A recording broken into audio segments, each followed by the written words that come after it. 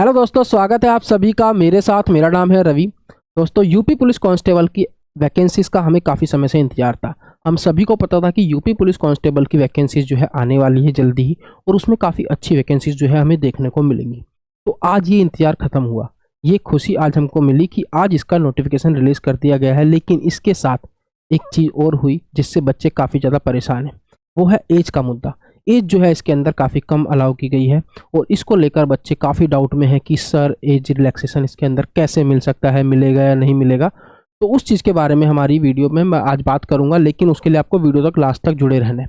पहले हम इसके नोटिफिकेशन को अच्छे से समझते हैं। नोटिफिकेशन में क्या क्या चीज़ें हैं, आप फॉर्म फिल कर सकते हो या नहीं फिल कर सकते, एज कब तक की अलाउ की गई है, आप एज के अंदर आ रहे हैं नहीं आ रहे, और फिर हम लास्ट में बात करेंगे कि एज रिलैक्सेशन को हम कैसे इसका मुद्दा एक छेड़ सकते हैं कि हमें एज रिलैक्सेशन मिल सके। ठीक है, तो स्टार्ट करते हैं इस वीडियो को। तो मे भी आप में से बहुत सारे लोगों ने इसका नोटिफिकेशन अभी तक देख लिया होगा, लेकिन जिन लोगों ने नहीं देखा है वो एक बार यहाँ पे नज़र मार लें। जल्दी जल्दी से नज़र मारेंगे सारी चीज़ों के ऊपर, और आपको एक आइडिया हो जाएगा कि आप फॉर्म फिल कर सकते हैं नहीं फिल कर सकते। क्योंकि देखो, ये बहुत अच्छी वैकेंसीज है। अभी तक शायद ही भारत के किसी स्टेट के अंदर इतनी सारी वैकेंसीज पे एक साथ रिक्रूटमेंट हुई हो। तो ये काफ़ी अच्छी रिक्रूटमेंट है। अगर आप यूपी से हो तो आपका थोड़ा सा और फ़ायदा है कि आप अगर कैटेगरी में आ रहे हो तो आप कैटेगरी से अप्लाई कर सकते हो। लेकिन अगर आप अदर स्टेट्स के हो तो आप कैटेगरी में अलाउ नहीं कर सकते, मतलब अप्लाई नहीं कर सकते। आप जनरल कैटेगरी में कंसिडर किए जाओगे। ठीक है, और काफ़ी अच्छी पोस्ट होती है। ग्रेड पे इसका 2000 ग्रेड पे इसका रहता है। तो मतलब अगर इसकी हम सैलरी की बात करें तो इन हैंड सैलरी आपकी आराम से 36,000 37,000 तक आराम से बन जाएगी, जो एक बहुत अच्छी सैलरी है। ठीक है, तो ये यूपी पुलिस कांस्टेबल की अगर हम वैकेंसीज की बात करें तो 60,244 वैकेंसीज आई हैं। और अगर हम कैटेगरी वाइज देखें तो अनरिजर्व्ड की कितनी वैकेंसीज है, 24,102। ईडब्ल्यूएस की कितनी है, ईडब्ल्यूएस की है 6,000 वैकेंसी। ओबीसी की वैकेंसी है 16,000। एससी और एसटी की वैकेंसीज है 12,000 और 1,200। तो ये सारी वैकेंसीज का यहाँ पे टेबल आप देख सकते हो, ये कौन सी कैटेगरी में कौन सी वैकेंसीज है। लेकिन ये सिर्फ जो यूपी के बंदे हैं उनके लिए कैटेगरी वाली वैकेंसीज काम करेंगी। बाकी जितने भी अदर स्टेट्स के बच्चे अप्लाई करेंगे वो सब इन 24,000 के अंदर कंसिडर की जाएंगी। ठीक है, तो इस चीज़ को ध्यान देना। अच्छी पोस्ट है, अच्छा ग्रेड पे है, अच्छी आपकी सैलरी रहेगी इसके अंदर।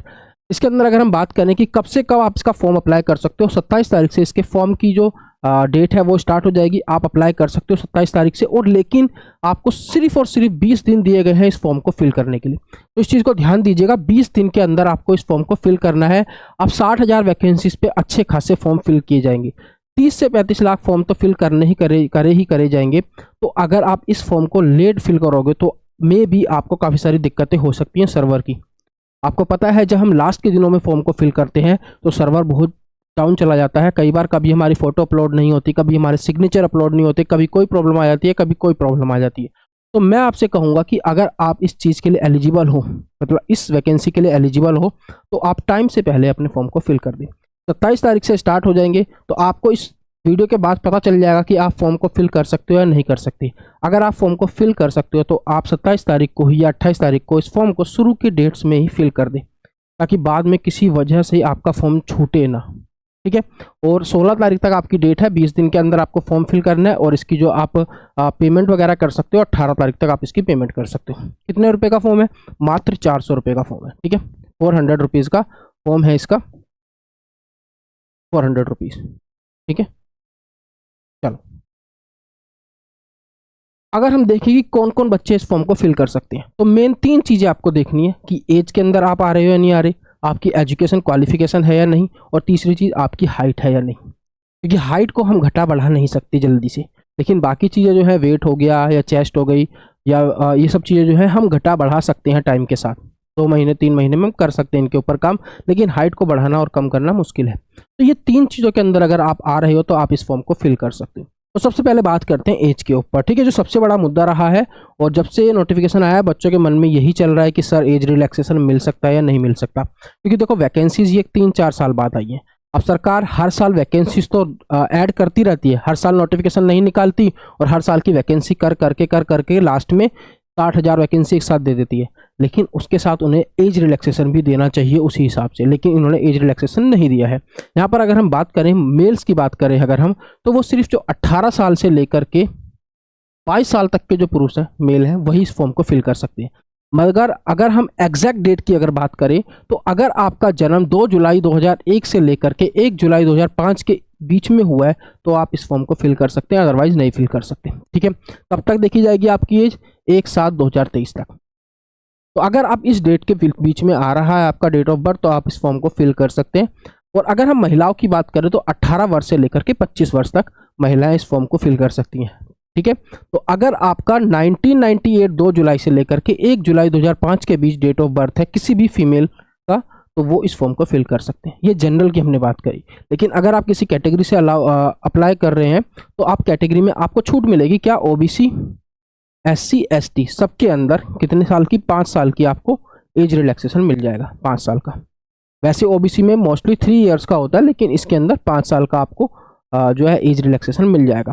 चलो, ये हुई एज की बात। ये सिर्फ 22 साल तक के बच्चे जो है अप्लाई कर सकते हैं मेल्स में। इसी वजह से बच्चे ज़्यादा परेशान हैं क्योंकि बहुत सारे बच्चे जो हैं 22 साल से ऊपर की एज के हैं और वो इस फॉर्म को फिल नहीं कर पा रहे। तो इस बारे में हम बात करेंगे लास्ट में कि एज रिलैक्सेशन के लिए हम क्या कर सकते हैं। दूसरी चीज़ आती है कि आपकी जो क्वालिफिकेशन है, एजुकेशन क्वालिफिकेशन, वो है इस फॉर्म को फिल करने के लिए या नहीं है। तो एजुकेशन क्वालिफिकेशन में आपको देखना है कि आपकी 10वीं और 12वीं क्लास हो रखी है तो आप इस फॉर्म को फिल कर सकते हैं। ठीक है, और अगर तीसरी चीज़ की बात कर रहे हैं हम हाइट के अंदर मेल की हाइट जो है अनरिजर्व ओबीसी और एससी कैटेगरी के बच्चे जो हैं उनको 168 सेंटीमीटर और जो एसटी कैटेगरी के बच्चे हैं उनको 160 सेंटीमीटर की हाइट चाहिए इसके अंदर। फीमेल की अगर बात करें तो अनरिजर्व ओबीसी और एससी के जो फीमेल महिलाएं हैं, मतलब फीमेल है, उनको 152 सेंटीमीटर और एसटी के जो बच्चे हैं उनको 147 सेंटीमीटर की यहाँ पर हाइट की ज़रूरत है जो महिलाएं। तो यहाँ पर आप जल्दी से एक बार नज़र मार के पता कर सकते हैं कि आपको फॉर्म फिल कर सकते हैं या नहीं कर सकते, आप एलिजिबल हैं या नहीं है। चलो, इसके अलावा कुछ और क्वालिफिकेशन है, मतलब कुछ और क्वालिफिकेशन नहीं, मतलब कुछ और रिक्वायरमेंट्स हैं जो आपकी होनी चाहिए, लेकिन ये ऐसी रिक्वायरमेंट है जिनको आप पूरा कर सकते हो टाइम के साथ। ठीक है, लेकिन हाइट और जो मैंने पहले बताई वो चीज़ें नहीं हो सकती पूरी, क्योंकि आपको फॉर्म फिल करना है। ये आप फुल कर सकते हो जब तक आपका फिजिकल होगा, मेडिकल होगा, तब तक आप इन चीज़ों को पूरा कर सकते हो।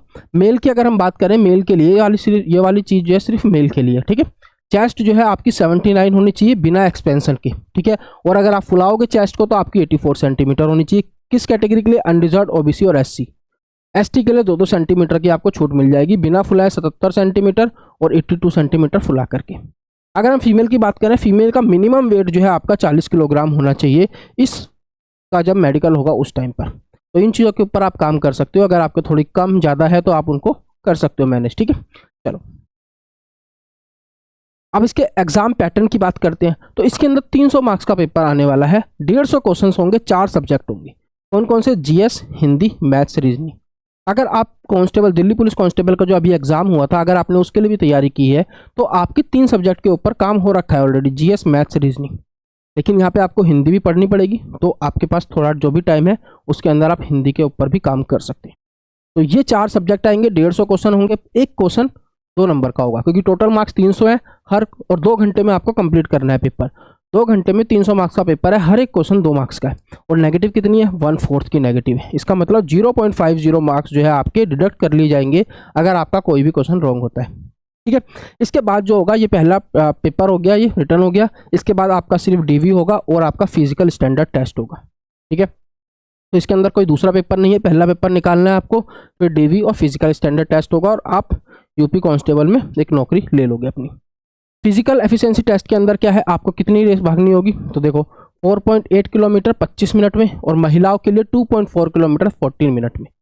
ठीक है, तो ये आपको फिजिकल एफिशिएंसी टेस्ट के लिए सिर्फ रनिंग चाहिए। यहाँ पर अगर हम किसी जैसे दिल्ली पुलिस कांस्टेबल की अगर हम बात करें, वहाँ पे आपको लॉन्ग जंप, हाई जंप भी चाहिए होती है, लेकिन यहाँ पर अगर आप रनिंग कर पाते हो, मतलब इतनी रनिंग कर लेते हो, तो आपका ये जो है फिजिकल एफिशिएंसी टेस्ट ये भी क्लियर हो जाएगा। देखो यहाँ पर पेपर जो होगा आपका वो सीबीटी बेस्ड नहीं होगा, मतलब कि जैसे हम एसएससी वगैरह के एग्जाम देते हैं तो वहीं पर क्वेश्चन होता है, वहीं पे हमें मार्क करना होता है। यहाँ पर आपको ओएमआर सीट मिलेगी, ओएमआर सीट। अब इसके बारे में कुछ मैं कह नहीं सकता ना, नोटिफिकेशन में लिखा है कि आपको पेपर जो मिलेगा वो ऑफलाइन पेपर मिलेगा या फिर पेपर आपको ऑनलाइन मिलेगा, वहाँ से आपको आंसर निकाल के ओएमआर पे मार्क करना है। इस चीज़ के बारे में अभी कुछ नहीं कहा जा सकता, लेकिन ओएमआर बेस्ड पेपर होगा, ये नोटिफिकेशन में क्लियरली मेंशन है। ओएमआर की 3 कॉपीज होंगी, पहली कॉपी एजेंसी के पास जाएगी जो पेपर कंडक्ट करा रही है, दूसरी बोर्ड के पास जाएगी, ठीक है, और तीसरी आपके पास रहेगी, आपके आंसर्स आपने कौन से मार्क किए हैं, एक कॉपी आपके पास रहेगी। आई होप ये सारी चीज़ें अच्छे से क्लियर हो गई होंगी। अब देखो मैंने बताया अदर स्टेट के स्टूडेंट्स भर सकते हैं या नहीं भर सकते, क्योंकि ये सबसे बड़ा डाउट रहेगा। भर सकते हैं, सब बच्चे इस फॉर्म को फिल कर सकते हैं, लेकिन सारे के सारे बच्चे जो है जनरल में कंसीडर होंगे अगर आप अदर स्टेट से हो तो। आपकी ओबीसी, एससी, एसटी कोई कैटेगरी यहाँ पर नहीं चलेगी, उन्हीं बच्चों की चलेगी जो यूपी में ही रह रहे हैं, उन्हीं बच्चों की कैटेगरी यहाँ पर चलेगी। क्लियर?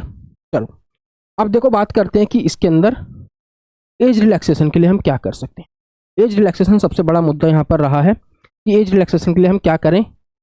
इसके लिए देखो 25 दिसंबर को ट्विटर कैंपेन चलाया जा रहा है।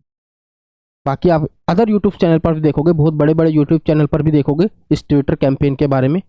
ये सुबह 9 बजे, सुबह 25 तारीख को सुबह 9 बजे 9 AM ये ट्विटर कैंपेन चलाया जाएगा, और इसका जो हैशटैग रहने वाला है यूपी कांस्टेबल एज रिलैक्सेशन। तो इस चीज़ को अच्छे से लिख लेना, हर ग्रुप में इनको शेयर कर देना, जितना आप ट्वीट कर सकते हो, रीट्वीट कर सकते हो आप करना, ताकि ये बात जो है अथॉरिटीज़ तक पहुंच सके और एज रिलैक्सेशन के बारे में वो सोच सके, क्योंकि ये ज़रूरी है। बहुत सारे बच्चे ऐसे हैं जो एज रिलैक्सेशन की एज की वजह से बाहर हो गए हैं, और अगर उन्हें एज रिलैक्सेशन मिला तो वो पेपर दे सकते हैं और मे भी निकाल भी सकते हैं। ऐसा नहीं है कि अगर किसी बच्चे को रिलैक्सेशन मिल गया तो आपका कंपटीशन बढ़ जाएगा, नहीं। अगर आपने मेहनत करी है तो आपकी सीट कोई नहीं ले सकता, अगर उस बच्चे ने मेहनत करी है तो उसकी सीट कोई नहीं ले सकता। 60,000 वैकेंसी है, अगर आपने थोड़ी भी अच्छी मेहनत कर रखी है, एवरेज तक, एवरेज से थोड़ा नीचे भी हो, तो भी आप आराम से 60,000 वैकेंसी में एक जॉब अपनी पक्की कर लोगे। 60,000 वैकेंसी बहुत बड़ा नंबर होता है। आपको बस ठीक से पढ़ना है। अगर आपने 1.5 से 2 महीने शिद्दत से पढ़ाई कर ली, मेहनत लगा के पढ़ाई कर ली, तो आपका सिलेक्शन कोई नहीं रोक सकता।